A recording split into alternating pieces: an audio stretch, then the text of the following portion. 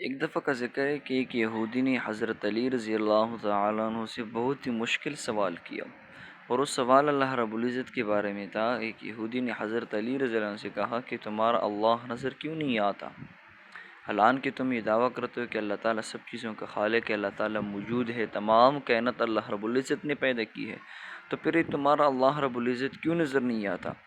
تو حضرت علی رضی اللہ عنہ نے ان کو بہت ہی زبردست جواب دیا۔ تو علی رضی اللہ عنہ ان کے سامنے گویاں ہوئے اور اس کو کہا کہ تم سورج کو تو مانتے ہو، سورج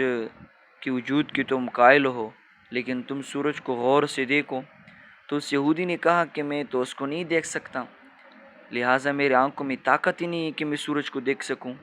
تو حضرت علی رضی اللہ عنہ نے فرمایا کہ تم سورج کو نہیں دیکھ سکتے، تمہارے آنکھوں میں اتنی طاقت نہیں ہے کہ وہ سورج کو دیکھ سکے، تو لہٰذا سورج کو بنانے والا خالق، اس کو آپ کس طرح دیکھ سکتے ہو جب آپ اس کی مخلوق کو نہیں دیکھ سکتے؟